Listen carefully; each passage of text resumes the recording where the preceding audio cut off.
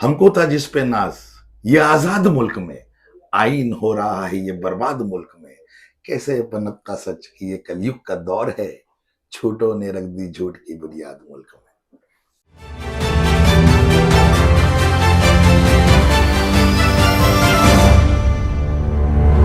मैं हूं जहांगीर रियासत, आप देख रहे हैं न्यूज ऐप के। हमारे सामने बैठे हैं कांग्रेस के कार्यकर्ता अनीस कुरैशी जी। बहुत ही संजीदा से जवाब देते हैं। इस वक्त आपको बताना है वक्त की हालात, यानी कि देश की हालात। इस वक्त देश किस दिशा में जा रहा है, क्या है पूरा अयोध्या का मामला और किस तरह से ये टिप्पणी दी जा रही है और हमारा देश कहाँ जा रहा है। देखिए जी, मैं खास करके जो अगर देश के मुसलमानों की बात करूं तो भारत का मुसलमानों ने एक जहन बना लिया था कि जो भी सुप्रीम कोर्ट का फैसला आएगा हम उसे मंजूर करेंगे। उस तहत मुसलमानों ने बेहद संजीदगी और सब्र से काम लिया है। अल्लाह उनके सब्र को मजबूत रखे, मगर इतनी भी उनकी सब्र की आजमाइश नहीं होना चाहिए।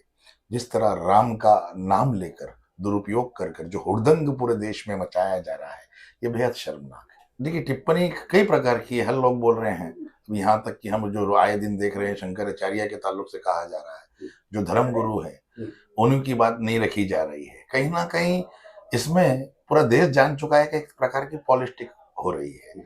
अब किसी के धर्म के बारे में कहना ये उचित बात नहीं है। सबकी अपनी अपनी राय है। हम तो यही कहते हैं कि श्रद्धा का और आस्था का विषय है। कोई कहता है राम मांसाहारी है, कोई कहता है राम शाकाहारी है। ये चीप पॉलिटिक्स है। इस तरह की बातें शोभा नहीं देती। इस तरह की बातें हमें नहीं करनी चाहिए। देखिए, राम जो है ना, मेरा तो मानना ये है, और बहुजनों की जो बात की लोगों ने, तो राम ना तो मांसाहारी थे ना तो शाकाहारी। कई लोगों का मानना यह है कि राम ये काल्पनिक है, ये कल्पनाओं में है। आलमा इकबाल साहब का एक नज़म है, बड़ी अच्छी नज़म है। उन्होंने एक बात कही थी कि लबरेज है शराबे हकीकत से जामे हिंद। लबरेज है शराबे हकीकत से जामे हिंद, सब फलसफी है खित्ता है मगरिब के रामे हिंद। है राम के वजूद पे हिंदुस्तान को नाज, अहले नजर समझते हैं उनको ईमान है। तो जो जैसा समझता है उन्हें समझने दीजिए। हर एक की आस्था का विषय है। जैसे कि एक सवाल एक बीच में एक न्यूज थी जिसमें राम जेठमलानी ने कहा था कि राम लल्ला का जन्म कहाँ हुआ है, इसका कोई भी बुनियादी तौर पे ठीक ठाक बता नहीं सकता जी। ऐसे प्रमाण नहीं है। कोई कहता है, जैसा मैंने कहा कि नेपाल के प्रधानमंत्री ने कहा कि जिस राम का सीता से ब्याह हुआ था वो राम नेपाल के थे। अलग अलग जगह लोगों ने वर्णन किया। ये तो आस्था के पकड़ लिया केवल यहाँ गुम्बद के नीचे ही मंदिर था, बनाएंगे। और जब सुप्रीम कोर्ट ने जब फैसला दिया तो लोगों ने मान लिया। मैंने कहा ना, एक सब्र के तहत लोगों ने मान लिया। राम जो है कल्पनाओं में है, उसे मर्यादा पुरुषोत्तम कहा गया है। ऋषि वाल्मीकि ने उन्हें मर्यादा पुरुषोत्तम कहा गया है, वो सारे पुरुषों में उत्तम। मगर आज क्या श्री राम जी की मर्यादा को, सारी मर्यादाओं को तोड़ के जिस प्रकार के जो घिनौने चेहरे लोगों के सामने आ रहे हैं, जिस प्रकार का हुड़दंग आतंक मचा के श्री राम के नाम पर लोगों ने कहा है, क्योंकि राम जो है ये भारत के आदर्श माना जाते हैं। उसी प्रकार जब वाल्मीकि के बाद कई, ऐसा नहीं कि कई रामायण जो है लिखी गई, सबसे ज्यादा जो चलने वाली है तुलसीदास ने लिखी थी रामचरितमानस। उन्होंने भी रामचरितमानस कहा कि एक चरित्र को उजागर किया कि ऐसा चरित्र जो एक वचन के लिए, अपने पिता के वचन के लिए, माता के वचन के लिए सब कुछ त्याग देता है। राजपाट त्याग के वनवास का वो ले लिया। और उससे भी बढ़कर बात कि एक पति धर्म को निभाने के लिए पत्नी धर्म क्या होता है, पत्नी ने भी वो अपना त्याग दिया उनके साथ। उन्हें तो वनवास नहीं मिला था, मगर पति के साथ पत्नी भी साथ में चली, उनका भाई छोटा भी गया। तो एक कहीं ना कहीं ये दृश्य दिखाता है किसी की आस्था को ठेस पहुंचाना ये हमारा काम नहीं है। और इस्लाम भी वही कहता है, क्या कहता है, किसी को बुरा मत कहो, लकुम दीनुकुम वलिय दीन।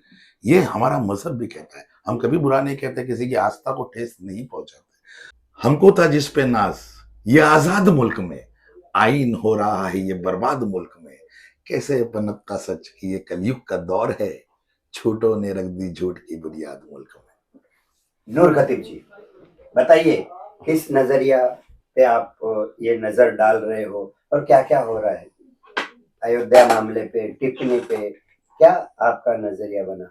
नहीं, मैं तो बस ये कहूंगा कि हम भारत के रहने वाले हैं। और इस देश का कानून सर्वधर्म सम्मान को मानता है। सब एक बराबर है इस मुल्क में, किसी मजहब के मानने वाले, और कानून की नजर में कोई बड़ा कोई छोटा नहीं है। तो वो हिसाब से हम लोगों को रहना चाहिए। इस वक्त मुल्क को दुनिया के साथ आगे तरक्की करने के लिए, जैसा कहा कि विश्व गुरु बनने जा रहा है हिंदुस्तान, ये गलत बात है, विश्व गुरु बना नहीं। विश्व गुरु बनने के लिए हमारे अंदर और क्वालिटीज आनी चाहिए जो अभी नहीं है इस वक्त में, क्योंकि ये जो दुनिया के अंदर गलत मैसेज जा रहा है इस मुल्क से, ये जो जात पात की राजनीति कर रहे हैं, जो मॉब लिंचिंग कर रहे हैं, अलग अलग समुदाय के लोगों को मार रहे जमा होके, ये नफरत की जो राजनीति है ये मुल्क का नाम खराब कर रही है, ये बंद होना चाहिए। जुल्म करने वाले से बड़ा जुल्म सहने वाला है। जो हमारे देश के 70-80% लोग जो अच्छे हैं, ये और ज्यादा हो सकते हैं कि वो खामोशी के नहीं समझ में आए, तो जो थोड़े से लोग जो बुरे हैं, जो ये नफरत का काम कर रहे हैं, तो हम सबको आगे आके उनको रोकना चाहिए, इसके खिलाफ कहीं ना कहीं खड़ा होना चाहिए, तो होगा। मैंने अभी बीच में एक देखा था, एक रील, बहुत बड़े हिंदुस्तान के, उन्होंने कहा कि जब अंग्रेजों ने जब बंगाल को जब हराया था, तो उसने लिखा है किताब में कि जब अंग्रेज फौज जब अंदर आई तो वो लिखते हैं कि हम 3000 सिपाही थे ब्रिटिश के जीते हुए, और बंगाल के अंदर करीब हजारों का मजमा रोड पे खड़ा हुआ था उनको देखने के लिए। बोले अगर वो लेके एक पत्थर मारते तो अंग्रेज को भागना पड़ता था। कहने का आज नफरत के सामने राहुल जी जो निकले हैं, भारत जोड़ो का जो सेकंड नया यात्रा जो चालू की है, देखिए कैसे उसके लिए लोग खड़े हो रहे, क्योंकि ये मुल्क मोहब्बत वाला है, नफरत वाला मुल्क है ही नहीं। इसकी बुनियाद में कहीं नफरत नहीं है, ना ये चलेगी। ये थोड़े दिन का है। दुनिया के हर मुल्क में डिक्टेटरशिप आई, खत्म हो गई।